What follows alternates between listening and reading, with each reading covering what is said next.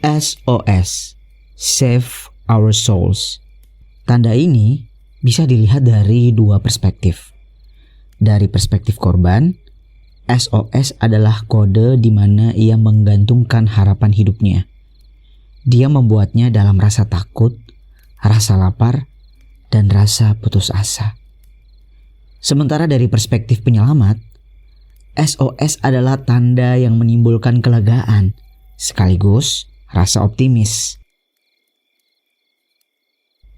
Perasaan itulah yang dirasakan oleh tim penyelamat asal Jepang pada Juli 1984. Dari atas helikopter, mereka melihat tanda SOS berukuran besar di lereng gunung Ashihidake. Setelah mendarat, mereka menemukan pendaki yang dikabarkan hilang. Masalah selesai? Tidak. Sebab kemudian si pendaki bilang, bukan mereka yang membuat tanda SOS itu. Oke. Kalau bukan mereka, lalu siapa? Inilah awal dari misteri yang terbuka seperti kulit bawang. Ketika tim penyelamat kembali mendatangi area SOS, mereka menemukan tulang belulang hingga tape recorder dengan isi rekaman yang sangat menyeramkan. Tulang dan rekaman milik siapa ya kira-kira? Apakah ia juga yang membuat tanda SOS berukuran raksasa itu? Atau mungkin ia korban dari kejahatan orang lain saat ia sedang terjebak di tengah hutan? Mari kita bedah misteri SOS di Hokkaido, Jepang, hanya di Persami, Perkemahan Selasa Misteri. Jika kamu mendengarkan ini lewat YouTube Tirto, share di kolom komentar kasus misterius apa yang membuatmu merinding, jarang dibahas, dan patut kami angkat.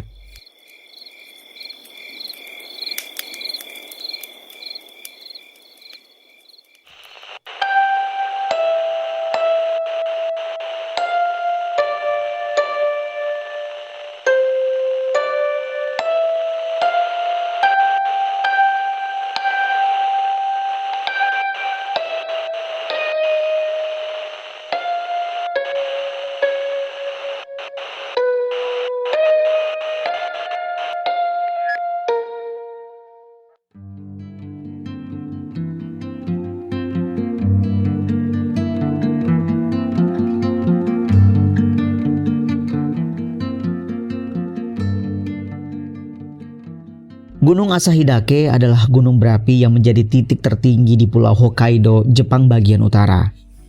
Pada musim panas, gunung ini menjadi spot favorit bagi para pendaki. Pemandangannya memang cantik. Pendaki juga sekaligus bisa mengunjungi tempat pemandian air panas alami. Pada tanggal 24 Juli 1989, otoritas keamanan Jepang menerima kabar bahwa 2 pendaki yang hilang di Gunung Ashihidake. Siang harinya mereka langsung memulai pencarian di area lereng pegunungan. Berjam-jam kemudian, hasilnya masih nihil. Kru penyelamat terlalu sedikit. Medannya juga cukup berat. Oleh sebab itu, otoritas setempat menerjunkan tim khusus yang melakukan pencarian dari atas helikopter. Hari sudah menjelang sore. Helikopter masih berputar-putar di atas udara. Tiba-tiba, tak jauh dari jalur pendakian, mereka melihat tanda SOS di permukaan tanah. Helikopter langsung turun ke lokasi. Setelah mendarat, anggota tim baru menyadari tanda SOS itu ternyata berukuran cukup besar. Tanda SOS ini terbuat dari susunan batang dan ranting pohon birch. Tingginya mencapai 5 meter. Lebarnya kurang lebih 3 meter. Lokasinya berada di area hutan yang agak terbuka. Tak lama kemudian, tiba-tiba tim penyelamat melihat 2 orang yang berjalan dari area hutan. Semua orang bernapas lega. 2 orang itu adalah pendaki yang sedang mereka cari-cari. Untung sekali pencarian hari itu tidak berakhir sia-sia. Mereka sempat khawatir, sebab semakin lama hilang, semakin kecil kemungkinan bisa menemukan korban. Kedua pendaki kemudian dibawa ke helikopter. Petugas memberi mereka makan dan juga minum. Mereka juga dipuji atas keputusan membuat tanda SOS berukuran besar. Nah, plot twistnya adalah kedua pendaki malah menunjukkan raut muka bingung.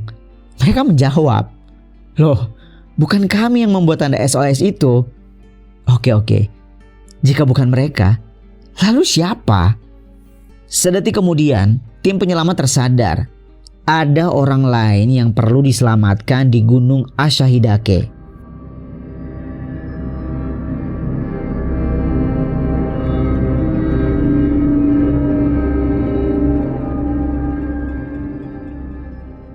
Hari kedua, tanggal 25 Juli 1989. Tim memfokuskan pencarian di area sekitar tanda SOS. Lokasinya terletak kurang lebih 4 km dari puncak Gunung Ashahidake. Anggota kepolisian ikut diterjunkan untuk melaksanakan pencarian secara ekstensif. Mereka menelusuri semua sudut, seluruh celah di balik bebatuan, lumpur, dan akar pepohonan. Hasilnya, mereka menemukan potongan tulang di sekitar tanda SOS. Tulang-tulang itu kemudian dikumpulkan dan setelah disatukan, memang membentuk kerangka manusia yang utuh. Penemuan seperti ini jarang ditangani oleh kepolisian Jepang. Mengutip pemberitaan sejumlah media massa, kondisinya menggambarkan seseorang yang meninggal dalam kondisi tragis. Ashikawa Medical University adalah lembaga yang bertugas memeriksa kerangka tulang. Ada beberapa kesimpulan penting, misalnya tulang itu berasal dari tubuh seorang perempuan dengan golongan darah tipe O. Kemudian tulang patah di 2 titik, yaitu kaki dan tubuh bagian atas. Jadi ada kemungkinan korban jatuh ke lembah, mengalami patah kaki, dan terjebak di situ hingga meninggal dunia.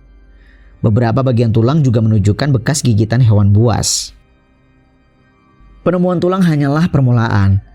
100 meter dari tanda SOS, polisi menemukan tas ransel. Isinya pasta gigi, handuk, sabun, dan yang paling menarik, tape recorder plus 4 buah kaset. Pernah nonton Macross atau Magical Princess Minky Momo? Lagu-lagu dari 2 serial anime itulah yang terdapat di dalam kaset. Tapi yang lebih mengerikan, kaset itu juga berisi rekaman orang minta tolong. Rekaman itu berdurasi 2 menit 17 detik. Kami hanya mendapatkan rekaman sepanjang 16 detik yang beredar di YouTube.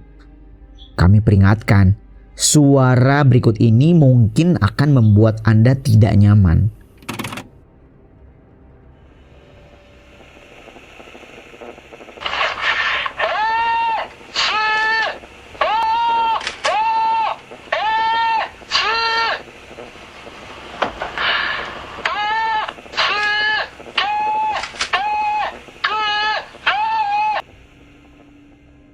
Ada 2 hal yang membuat rekaman itu menyeramkan.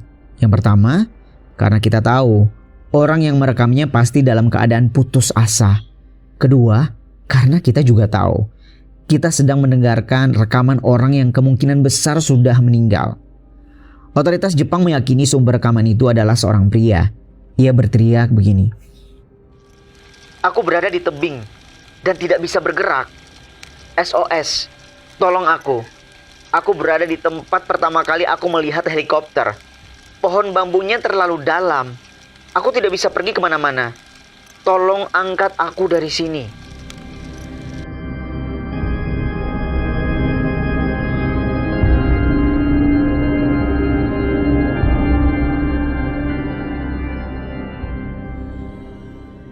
Penyelidik lebih lanjut mengungkap hal-hal penting yang sedikit banyak memberikan pencerahan.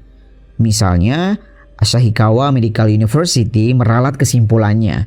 Setelah dites lagi, tulang belulang yang ditemukan di TKP ternyata milik seorang laki-laki dengan golongan darah tipe A. Kemudian temuan jurnalis stasiun TV HBC pada tanggal 30 Juli 1989. Jurnalis ini memutuskan untuk pergi ke TKP dan memeriksa sendiri area pepohonan di sekitar tanda SOS. Ia menemukan sebuah lubang di dalam pohon yang ia curigai sebagai tempat persembunyian korban. Di dalamnya ia menemukan 2 buah kamera, 1 buku tulis, dan selembar kartu SIM. Kartu SIM ini adalah kepunyaan seorang laki-laki bernama Kenji Iwamura dari kota Konan, prefektur Aichi. Oke, berarti tulangnya milik Kenji Iwamura. Bisa jadi.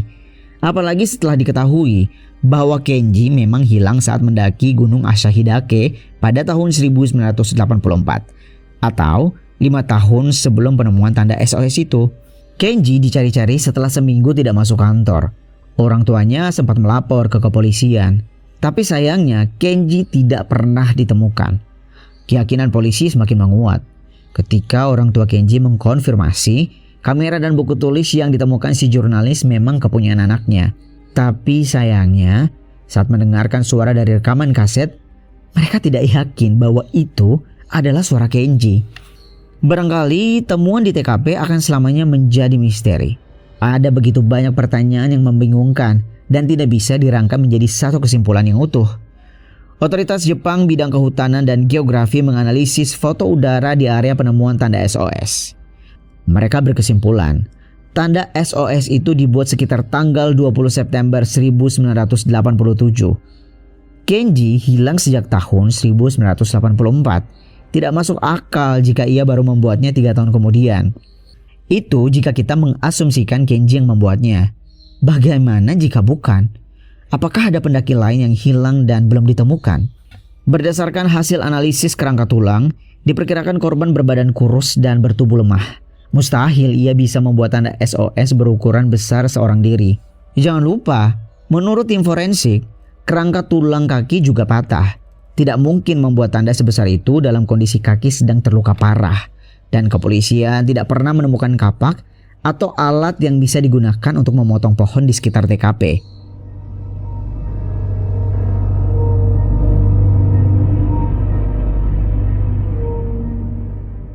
Kebenaran bisa terbuat dari banyak hal.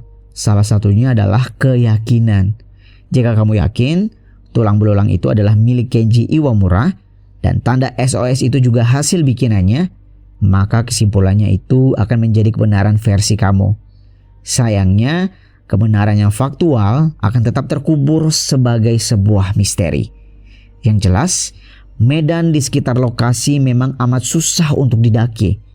Ia menjadi pelajaran untuk kita semua. Utamakan keselamatan dengan memprioritaskan kewaspadaan. Jangan sampai kamu bernasib sama dengan Kenji Iwamura. Semoga kita semua tidak pernah terjebak di kondisi di mana kita terpaksa membuat tanda SOS. Saya Andri, mewakili rekan kerja, pamit undur diri. Sampai jumpa di Persami edisi berikutnya.